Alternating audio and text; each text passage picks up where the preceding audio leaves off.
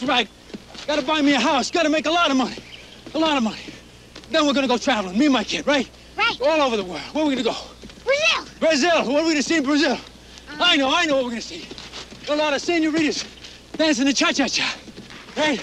Dancing the cha-cha-cha-cha-cha. Cha-cha-cha. A joyful moment from The Champ with John Voight as a has-been prizefighter back in training and little Ricky Schroeder as his adoring 8-year-old son. The Champ is just one of 5 new movies we'll be looking at on sneak previews, 2 film critics reviewing the new movies in town. Across the aisle from me is Gene Siskel, the film critic of the Chicago Tribune and CBS TV News in Chicago. And this is Roger Ebert, the Pulitzer Prize-winning film critic of the Chicago Sun-Times. Now, in addition to The Champ's sentimental melodrama, we'll be reviewing the suspense of Murder by Decree, a new Sherlock Holmes story. Also, the romance and comedy of A Perfect Couple, Robert Altman's new film. Also, the adventure and comedy of Buck Rogers in the 25th century. But now Roger starts with a film that, to my mind, is one of the finest musical pictures ever made, Hair. I liked it too. Great. The stage version of Hair was one of the most successful musicals of the 1960s, but I would have guessed it somehow to be hopelessly dated by now, a relic of the age of Aquarius along with hippies and flower power and love beads. Remember love beads? I would have guessed wrong. The new film version by Milos Forman takes the strings of the original musical, including a lot of great songs, and combines them with a contemporary, fresh approach, as in this scene of a classic generation gap, where a hippie, played by Treat Williams, invades high society. I'll tell you something. If you want me out of here, you're going to have to throw me out. That's exactly what I'm going to do, Mr. Berger. I'm going to get the police. I'm not going to muss myself up fussing around with you. I'm going to get the police and get you out of here if I have to. Okay. That's exactly what I'm going to do. Okay. Penguin?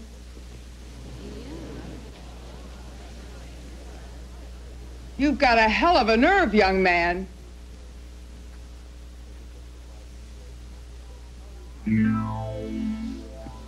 I got life, mother. I got life's sister. I got freedom, brother. And I got good times, man. I got crazy ways, daughter. I got $1,000,000 charm, cousin. I got headaches and toothaches and bad times too, like you. I got my hair, I got my head, I got my brains, I got my ears, I got my eyes, I got my nose, I got my mouth, I got my teeth, I got my tongue, I got my chin, I got my neck. When he's not dancing on tabletops, Treat Williams looks for confrontations with the establishment. After a friend of his is drafted, for example, he drives all the way out west to try to visit him during basic training. Hi. How you doing? What can I do for you? We're going in. I'm sorry, but there's no civilian contact allowed on the base right now. We got an alert. Well, you see, Can't come in we're here. not civilians. We're friends of a guy on the base. His name's Claude Bukowski. You probably know him. He's a private, I don't know any really Claude nice guy. He's Bukowski. got blonde hair, No, short, I don't know any Claude Bukowski, but I'm sorry. You're still going to have to turn your vehicle around and go off post. All right? If you need some help, I'll be glad to assist you. Otherwise, back your vehicle up and turn it around. Well, listen, we don't want to make any trouble. You don't Turn around, understand? you won't. Okay? Okay, just let me make a phone call. No, you don't make a phone call here. You want to make a phone call, you make a phone call back where I tell you to go. You just said to me you wanted to give me some assistance. Now, I just would like to. Yeah, I'm going to help you turn around. That's the only thing I'm going to help you do. Yeah, well, you don't understand. I mean, we've. Hey, Chief, this is it right here. You're going to have to turn the vehicle around and go. We clear? You get my drift, right? Turn your vehicle around, go off post. All Listen, right? you don't understand, man. We No, just you we've don't just driven understand, for about mister. 5 days straight, Listen, man. listen, my I just man. want to see my friend for a couple hours, Hey, all listen, right? I'm telling you to get the hell off my post. You turn your vehicle around and go that way. That's what I'm telling you. You listen to me. I'm not listening to you. You got that?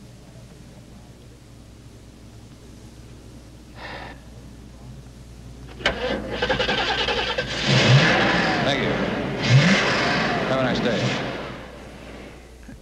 That scene is just a perfect distillation of the way American society was polarized during the Vietnam era, and in fact, one of the best things about this completely alive and successful movie version of Hair is that it captures so exactly some of the feelings of America in the 1960s.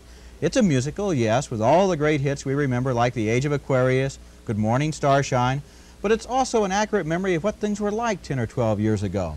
And it's like West Side Story or Cabaret in this, that it manages to be serious and joyous at the same time. It's a good movie. I think it's better than that. I think it's great. And what I love about it is most movie musicals, as soon as somebody starts to sing, the action really stops. Here, they blend in beautifully. We saw it. That woman says to him, "You got a lot of nerve," and he responds, "I got life." It fits beautifully. A nice screenplay. Very well done. I think you're right. One thing that's interesting about it, directed by a man named Milos Forman, who's from Czechoslovakia. His previous big movie in this country is One Flew Over the Cuckoo's Nest. Academy Award winner. A lot of Academy Awards. In both of these films, he shows a real feeling for American society, even though he's in exile, you know? And I was thinking, maybe it's because both of these films are about exiles within American society, people who don't really fit and who feel left out. Both films are also about freedom, if you want. Nicholson trying to get out of that hospital, and these kids trying to be free, America trying to free itself of some really tough conflicts. I think this film is so darn good because it's actually like a documentary. If you were writing a newspaper story on what America was like in the conflicts, you'd use quotes like that from that MP, who actually is played by a real MP, not an actor. Oh, it's awfully good. I recommend this film as highly as anything we've got on the show. 2 immediate yeses, right? Absolutely. Okay. Now, our next movie is not in the same league. It's Murder by Decree, yet another Sherlock Holmes film. Why so many Sherlock Holmes films? Well, as the cost of making films gets higher and higher, film companies seem to be playing it safer and safer with remakes, sequels, tried and true subjects like Sherlock Holmes and Dracula, films that don't take many risks, films that don't take any risks. Murder by Decree is a quite violent film. In fact, it's so bloody, I think it should really be rated R instead of PG. In that picture, Christopher Plummer plays Sherlock Holmes. Late in the film, he confronts England's Prime Minister, played by John Gielgud, with evidence that a series of killings of low-rent prostitutes leads right up to the throne of England for its prime suspect. You accuse, but it is proof we need, Mr. Holmes. You've heard this tragic story now, but what is your link with Annie Crook? Where is your proof? You have no proof, only surmise, wild conjecture. I have proof. I have proof that a woman was cynically taken in marriage. I have proof of the husband's name, that a child was born. I have proof that the woman was committed to an asylum by order of that same Spivey. I have proof of evidence suppressed by you, Sir Charles. Evidence which seemed to accuse a member of the sacred order to which you all belonged. What should I tell the Queen? You surely don't suggest that Her Majesty is in any way involved. I cannot easily believe that. You have my word. I would prefer some more reliable authority. In the circumstances, I shall ignore your offensive attitude. If I seem to be offensive, Prime Minister, you may take it I am offended. You offend me. Shall I resign? Would that satisfy you? Yes, resign. And there we see really the film's biggest problem. At a crucial point, its ending, Murder by Decree, is much too talky. That speech goes on for at least another 5 minutes. It ends up ruining what could have been a fine picture. Does have some good performances. Christopher Plummer is a good Holmes. James Mason is excellent as Dr. Watson. But the film's long, talky passages really obliterate all the thrills. You know, Gene, you're right. I was thinking there can't have ever been that many thrillers that suddenly, at the end of an hour and a half of action and so forth, stabbings and burnings, and you're right, it's very violent, suddenly we get, you said 5 minutes, I'd say at least 10 minutes of inexplicable dialogue. They recapitulate what happens. Holmes speculates about the meaning of it all. It's not elementary at all this time to Holmes. The audience sits there, they're stunned. It's going on and on. What did they do, tune into a radio play? Yeah, well, you've devastated this picture. I'm amazed, I guess, that it does build up like that and then really come to a halt. Do you think it should have been R-rated? I did. Perhaps so. Yeah, it's a pretty bloody picture for a PG. It's not a family Sherlock Holmes movie. Yeah, I would not take my kids to the film, and in fact, I wish I didn't have to go myself. Yeah. Well, I'm sorry, but you did. Yeah. All for the good of the show. Our next movie is A Perfect Couple by Robert Altman, a filmmaker who never seems to repeat himself. He's always starting off in one new direction after another, but his new movie is so offbeat that maybe even Altman himself didn't know quite where he was headed. Perfect Couple is about a gloriously imperfect couple who are matched up by one of those videotape computer dating companies. The girl is played by Marta Heflin. The guy is played by Paul Dooley, and so there he is standing in her apartment, an unexpected guest, because she's made a date with another guy sent over by the same computer. Hi! Who's this?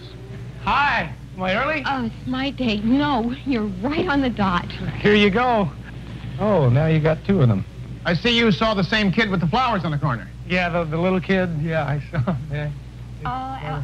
Alex 207, this is Dana 115. Pleased to meet you, sir. I'm almost ready. Where are we going? We're going to go to this terrific little Greek restaurant I know in Venice. Venice? California. Damn it, that's my restaurant. What do you mean, your restaurant? I mean, what is it? Yeah, he's just leaving, aren't you? Okay. No, you're just leaving. Make this way, sir. No, wait a minute. We are going out, right? Excuse me, sir. This young lady and I have a date. No, it's Dana. I don't care. I'm going to take her out tonight. Well, no, we have a date tonight. I think you'll find the elevators a lot quicker if you go there. No, wait a minute. No, wait. Now, we have a date tonight. We are going out. You don't understand. We've been going together for quite a while now. No, I understand. We are going out. She probably lied to you, too, because we have a date. She didn't lie to me, and we're going to... You're not wanted here. It happens to be my evening with this wait a young lady. minute. No, I have a date with her. We are going out. Sir, will you please go to the elevator and leave? Don't call me sir. It's Dana, and don't pull me around. Well, how about a push then? Do not push me. Don't ever push me. Don't touch me. Don't push me. I'll push you if I want to push you. No, don't push me. Do not push me. I'll push you back. Please. I will push you back. Push you? Don't. Because if I get mad, I will hit. Well, I can push too, you know. I'm getting very angry. Now you're pushing me. Yes, and I'll push you again. If I can't push you, how come you... Push you. I will push you. I'm getting... I'm going to hit you real soon. I'm going to pop you one. Okay, so what do we learn about the computer? It looks like the girl ordered mustaches, blue men's suits, and yellow roses, and so far so good. But then it turns out she has nothing else in common with the guy that she's been matched up with. Now, Paul Dooley plays a member of a very, very strange Greek-American family. It's headed by a father who totally intimidates his middle-aged children. Marty Heflin, on the other hand, comes from an extended family that's half rock band and half commune. And you could sort of say these two people were not exactly made for each other. They share almost nothing except the ability to get each other into the most appalling situations. I'll never forgive myself. I don't even remember what happened. This doesn't look like a car door. It looks more like a poker or something. Ouch. God, you're so brave. I usually faint at the sight of blood. My ex-wife used to do that. Most of these things are a result of domestic quarrels. That's right. You were married before. I forgot. Well, we were only married 12 years. But she had these fainting spells, and she spent most of her time in bed. I really didn't see that much of her. What happened? A jazz musician ran away with a saxophone player. My wife plays the saxophone. She plays classical music. Gives her something to do. You know, his sister's with the L.A. Philharmonic. She plays the cello. Oh, I didn't mean she was with an orchestra. I mean she plays to records. Yeah, my father does that. Only he conducts. Ow. Probably ought to stay in bed for a while. Do you want some painkillers? Yes. No. Some doctors don't like to give out too many painkillers, but when you've seen as much pain as I have, it makes you want to kill it. I don't think you two should be kissing while I'm suturing. Sorry. How'd she meet a saxophone player if she was in bed all the time? Some nice, wry, understated dialogue there. It's a funny scene. The first scene was funny, too, and in fact, there's a lot of funny stuff in this movie, but one of the problems with The Perfect Couple is that Altman combines this offbeat romantic comedy with a lot of musical footage featuring a rock band called Keeping 'Em Off the Streets. And he never seems quite sure in his own mind whether his movie is about the band or about the two star-crossed lovers. I'm afraid that's what keeps the movie from working. It's an interesting film, it has good performances, has more than its share of comic inspiration, but it just never quite pulls itself together. I agree with you. I've got 2 points to make. One, I really liked the couple. I did too. Yeah, I found both of them interesting as individuals, and certainly as a couple. I wanted them to get together. I was rooting for them. But then, as you mentioned, it falls apart at the end. Now, Robert Altman's had a lot of problems with ending his pictures, but usually it's like the last 5 minutes, maybe, of Nashville. He had trouble there. Here, it's 45 minutes. The picture really falls off in the second half. Yeah, you start out with these two interesting people, well performed, in these bizarre situations, the guy's home life with this crazy father that he has and so forth. Just when you get involved, suddenly you're looking at concert footage of this band. It's good enough music, but you keep saying, what are we doing looking at the band for? What happened to the people? Let's have more about them. I think it's sloppily made, and the reason may be that I think Robert Altman may be making too many films too quickly. He's one of our most gifted filmmakers, Nashville, McCabe and Mrs. Miller, MASH. Brewster McCloud I like too. But he's made 14 films in 9 or 10 years. I think he's making them too quickly. This one he whipped out right after Quintet. I don't think he put enough care into the picture, and I think it shows. Yeah, but it's kind of funny. Now, I don't think either one of us can quite recommend it, and yet I'd say it's worth taking a chance on if you like Altman. Even for the so. first hour, maybe, at least for me. Now, our next film is another example, like Murder by Decree, that Sherlock Holmes film earlier. of a film company taking fewer and fewer chances. It's MGM's The Champ, a remake of the old 1931 Wallace Beery film. You probably know the story. Can a down-and-out boxer, once a champ, put his life back together again, regain his self-respect, and fulfill the faith of his young son? John Voight plays the fighter, an alcoholic and a chronic gambler. Everybody's got at least 2 problems in this picture. Faye Dunaway is his ex-wife, who divorced him when he hit the skids. Now, at a racetrack barn where Voight is working as a stable boy, Dunaway tells Voight that she now wants to take custody of their son, whom she abandoned as an infant. Now, you would think that would be enough emotion for one scene, but as if all of their human problems weren't enough, the script really lays it on thick. The kid's brand new horse has just been injured in a race. What are you doing here?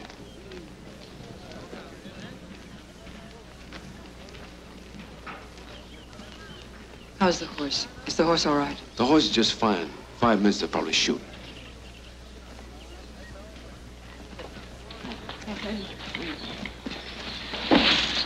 Stop it. Stop it! It doesn't work anymore, Billy. What do you mean it doesn't work anymore? It doesn't work anymore.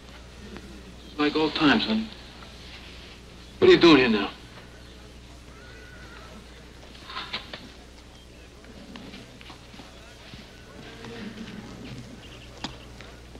No smoking in the barn area. What do you want? TJ's Timmy, isn't he? Yeah, TJ is Timmy. So you figured it out, so what? Even a dumb horse knows her own foal. Don't you think one of us ought to be with him right now? If he's out there... One of us should... Yeah, one of us is, but one of us wasn't. For 7 years, I was... You dropped it first. Billy, will you stop it, please? What do you want to do? After 7 years, you want to come back. What do you want to do? Hold his hand? You know what I told him? I told him that you died, that you were killed in a car wreck. That you were a tramp, that we were better off without you. You're dead, you understand that? You're dead. The kid's got no mother.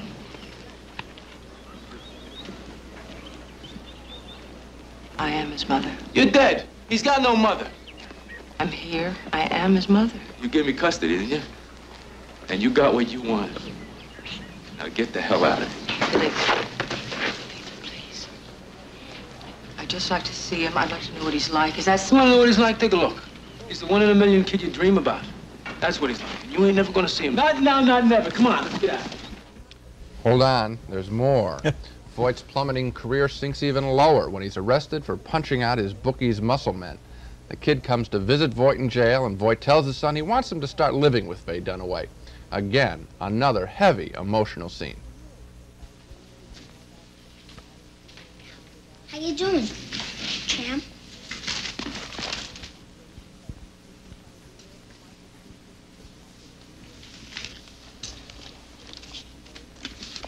Sit down. I thought you might be hungry. I brought you something to eat. Brought you some ribs. I ain't hungry. Okay, champ. I don't want you to call me champ no more. Why? A champ don't use his fist nowhere but in the ring. But he was trying to take a horse, champ. I know, but don't make no difference, TJ. I had no right, see? I'm a bum. No, you're not. Did they say when you could get out? Did they say when you could come home? They don't know yet, TJ. Could be a month. Could be 6 months.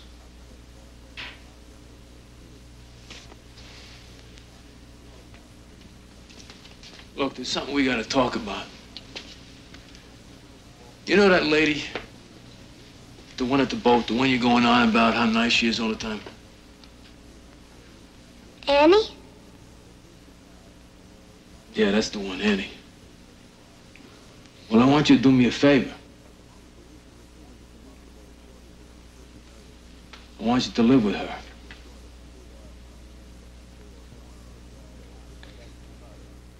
That kid sure blinks a lot, but that's as far as I'm going to knock his performance. That scene does drag on awfully a lot, like so many of the scenes in the movie, where the kid is reduced to walking around, crying in his sweet little voice. Oh, Champ. That's what he calls his dad, Champ. Oh, Champ. Come on, Champ. You can do it, Champ. Too much. Also, I didn't believe Jon Voight in this role. Most of his emotions were laid on much too thick. In fact, the whole film is really drenched in sobs and sentimentality. But my biggest objection is the same one we had a couple of months ago when Roger and I both knocked the making of a new version of Invasion of the Body Snatchers, and the objection is this. Why? Why remake the Champ? Do we really need another movie version of the Champ? You know, it isn't Hamlet. Worst of all, why waste a year out of the lives of two of our finest actors, Faye Dunaway, Jon Voight? Why? I guess you could say we don't need a new version or an old version of a lot of movies, but I think people are going to movies like this now. I liked it. It's old-fashioned, it's melodramatic, it's romantic, it's a tear-jerker. You can see the wheels going around. It's a machine to make you cry. Now, wait a minute. Okay. You say it's a machine to make you cry. That means you're aware of something being done to you. And this is where we differ. Because as soon as I get the feeling that a movie is doing something to me, my back goes up. You liked it. Why? Why the difference? I like the plot mechanism. I felt the old-fashioned obviousness of it was part of the appeal. A handsome guy, his poor little kid, his beautiful wife, the rich man on the ship, all the tears, the horse going, you know, everything, the big fight at the end when they're, you know, the prize fight, everything was such a cliche that I kind of relished it. Yeah, and I just, you know, the ones that have the cliches that work for me are when I don't recognize it. Star Wars, Rocky, lots of cliches, but they're so good at it and convincing. Here, I'm watching that kid blinking. I'm seeing Jon Voight, and I don't buy it at all. Well, I don't go so far as to say that I think the movie is a masterpiece, but I do think I can recommend it. I think in its old-fashioned way, it has kind of a sunniness and a charm to it that appeal to me. What do you think about what I mentioned before, about Voight and Dunaway in a picture like this? I think they could certainly both be in better pictures, but on the other hand, they have been in better pictures, they will be in better pictures. Well, that's optimistic. Now, you go ahead with that next film. Okay. Our next movie, talking about movies that are remakes, even worse, is a ripoff. I wasn't surprised to see Buck Rogers come along for that reason, especially not after Star Wars broke every box office record in sight. Because one thing's inevitable about an enormous hit movie like Star Wars, and that is we know it's going to inspire countless imitations and satires and ripoffs, and I guess you could say there's a little bit of all of those things in this new movie called Buck Rogers in the 25th Century. It's based on the old comic strip about an astronaut who's catapulted into the future through our old friend the Time Warp. Those are always dependable, you know? And the future, for some reason, looks a lot like the past, with beautiful damsels in distress, sinister villains, cliff-hanging adventures. Here's one of the movie's dogfights in space. It's a direct rip-off of Star Wars.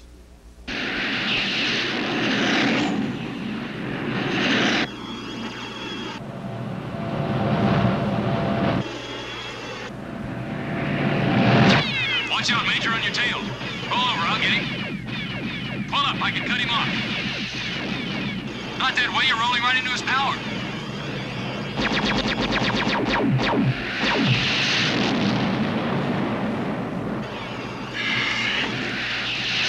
Captain Rogers, I ordered you to stay out of this. Colonel, you need all the help you can get. Look out, Baker, he's onto you.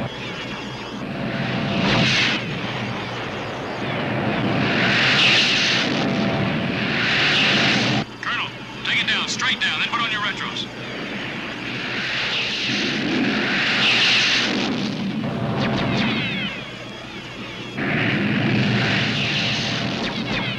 Pull up, I'll get him.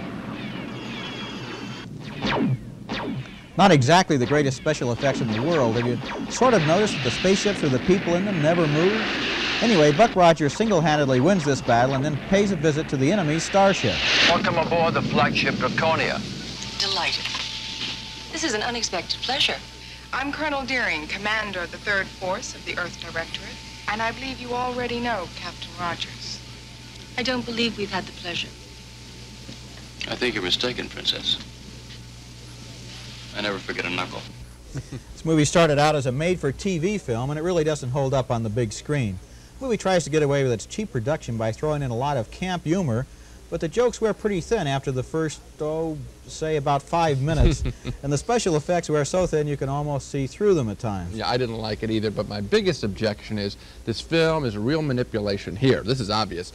The picture doesn't end in the way we expected. The villains aren't vanquished, and the only reason they did that, they wanted to leave it room for a sequel. So this is the problem. They're trying to make another film, not the one at hand, and the audience really gets shafted in this picture.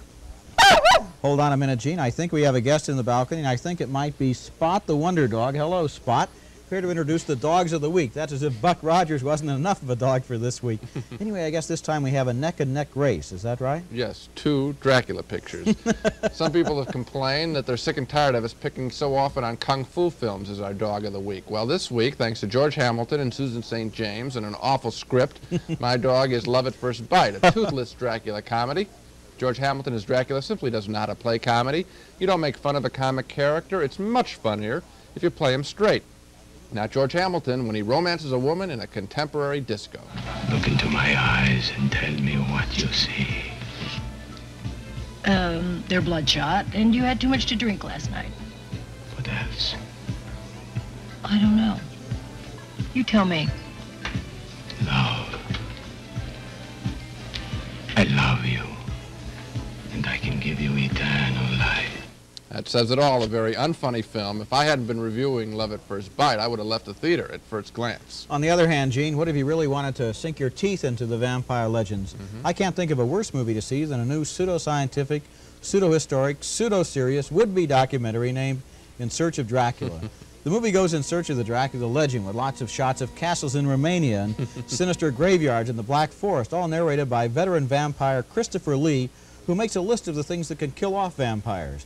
Things like silver crosses and stakes through the heart, and garlic and mirrors, and innocent virgins and thorns of rose bushes. But he forgot one thing that can also kill off vampires, and that's this movie. I bet you.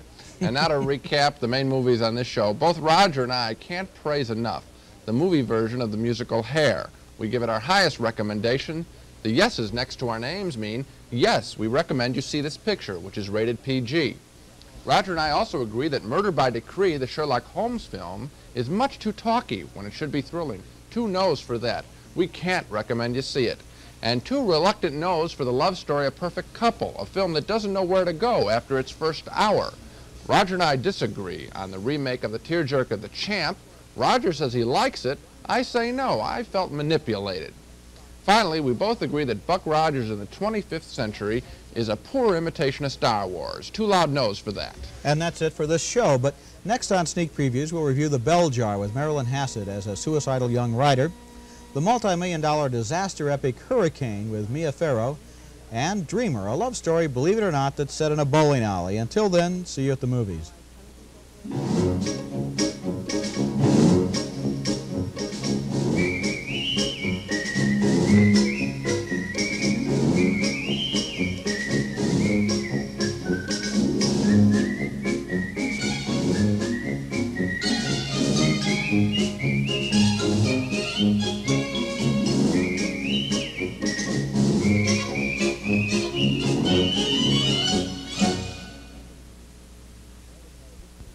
Funding for this program is provided by this station and by other public television stations.